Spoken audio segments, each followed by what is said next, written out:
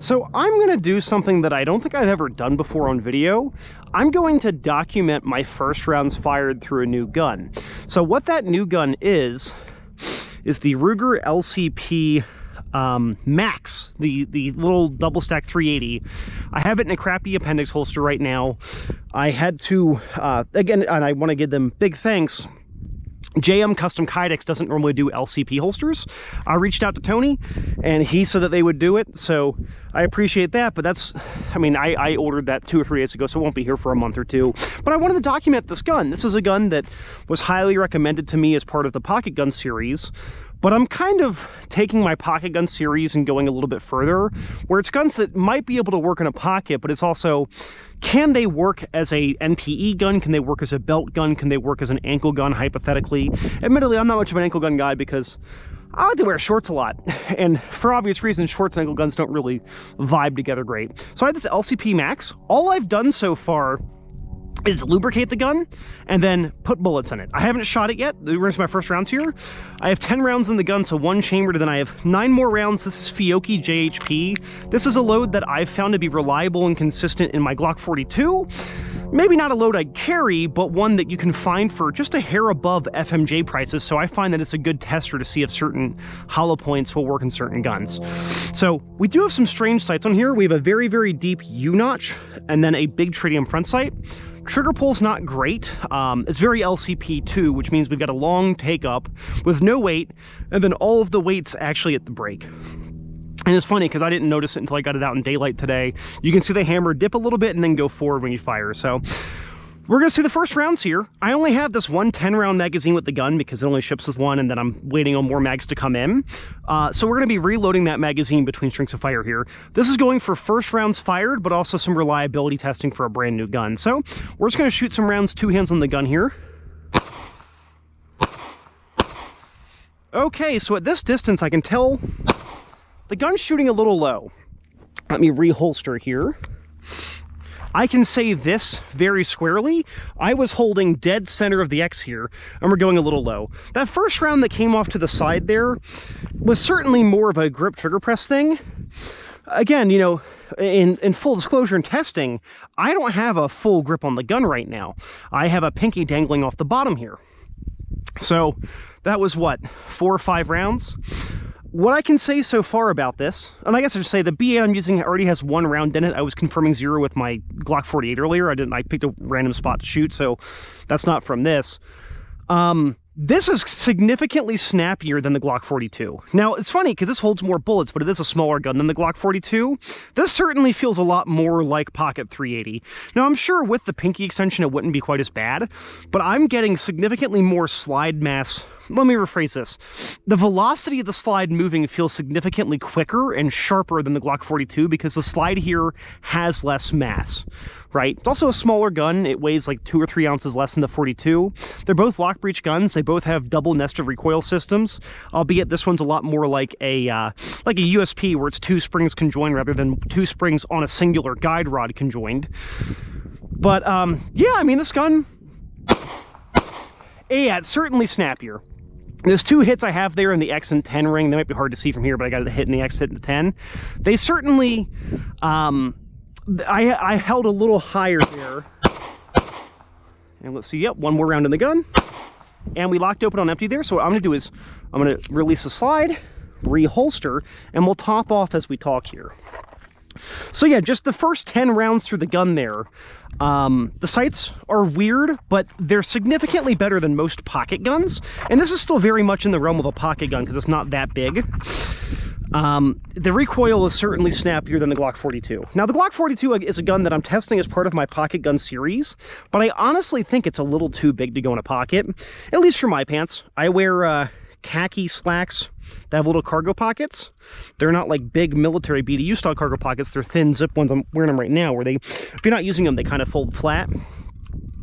But so far, I mean, this is a gun that obviously I need to test it more, but with how it shoots, I would say that recoil, like perceived recoil wise, I would put this on par with like a 38 J frame that is made of steel. as in, you know, like a Model 36 or a Model 60, that in the sense that it's fairly snappy, but it's not like unmanageably snappy, right? So, rack the slide. It did lock open on empty, which is something I'm happy about. I think part of it is that they do a good job of recessing the slide release. Admittedly, if you're carrying this as a pocket gun, you are likely not carrying a reload if this is the only gun you have on you, so I'm not too concerned about reloading the gun. If you're carrying it as like an NPE appendix gun, yeah, reload's probably something that you'd probably have on you if you have the real estate. Once I get my spare magazines for it, I'm probably going to be carrying this at the gym as part of testing, because I carry a gun at the gym on my concealment belt, and normally my go-to is the Glock 48, but the smaller guns obviously make certain exercises easier to do. But let's get some more shooting in here. So what I'm going to do is just do 3 rounds of one hand on the gun each. So we're going to do right hand only. Again, it's not too bad. We're going to go left hand only here. I will say that the lack of my pinky, with the 6-round magazine on the Glock 42, you have some pinky hanging, but the texture on the Glock 42 is certainly better. I feel like my pinky is kind of flying around even with a fairly rock-solid grip here. So far, we're only 16 rounds into the gun. We've had no malfunctions. I did lubricate it because I carry lubricated guns, right? I'm not trying to set this thing up for failure, but we're going to see if we can make it fail. So the first thing I want to do is shoot it like this. The reason why I'm shooting it from this angle is that with a lock breech gun with an extractor, this should be the hardest way the gun has to shoot.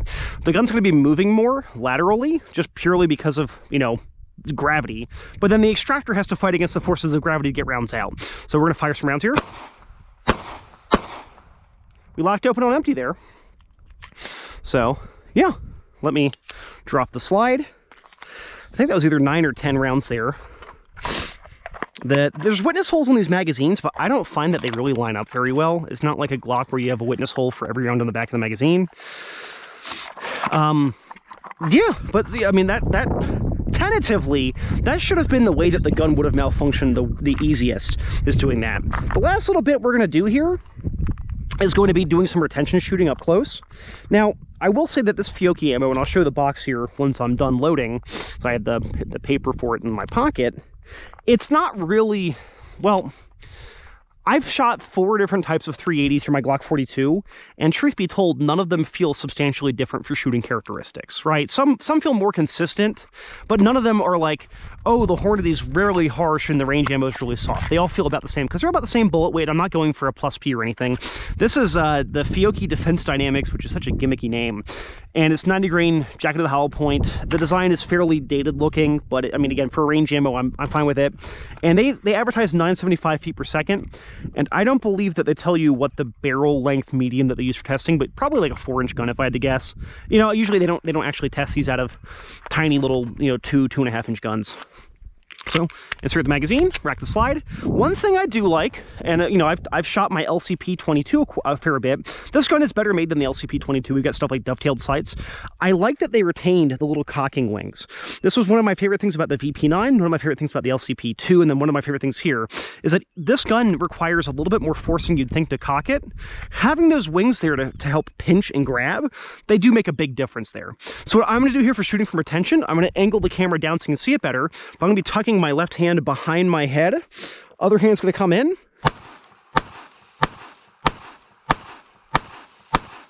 And we locked open on empty. So, truth be told, it's funny because we compare the, I'm comparing this to the Glock 42, but I'm also comparing a lot of these Rugers to the Smith & Wesson, maybe not the autoloaders, but the like comparable revolvers. I've bought 3 Ruger guns in the last 2 years, 2 LCPs and an LCR. And it's a shame because I own half a dozen Smith & Wesson revolvers, but I've got 2 that were substantially more than all of the Rugers I've bought that are both defective, like brand new defective guns. One that doesn't work, one that has just some cosmetic QC defects. But yeah, I mean, this was only what, like 21, 22, 23 rounds for this gun so far, but all defensive ammo. You got to see all the rounds fired there. Introduction, I would say it's snappier than I anticipated, but it's not bad. I think that for someone who has a modicum of skill, this should be a fairly easy gun to shoot, especially if you decide to use pinky extensions or the 12-round magazines that give you a more traditional full grip. This is a gun that so far, again, I need to do reliability testing, and I'm going to test it with my pocket holster because this uses the same holsters as my little LCP light rack does. I would feel confident carrying this if it was reliable, right? The 380 is not around that's as terminally ballistically efficient or effective as 9mm, but I would feel comfortable using it in certain conditions, like an NPE gun, a gun when I'm in a suit or in a in my gym clothing. Although it's funny that, the Glock 42 holds less bullets, yeah, and it's a little bit bigger, but it shoots substantially softer. And that's something that might not make a big difference, but let's say I get out to 20 yards. The Glock 42, just based on those rounds I fired here, the Glock 42 feels like a gun that I think I could get better hits with at that distance than this gun. But again, we'll do more testing, and we'll see, because this is a gun that I bought. It's not one that I'm borrowing, so I'm going to have it until I get tired of it, until I kill it. So thanks for watching, and check out for more content on small guns. I'll try to link it down below or have playlists here on the channel. Take care.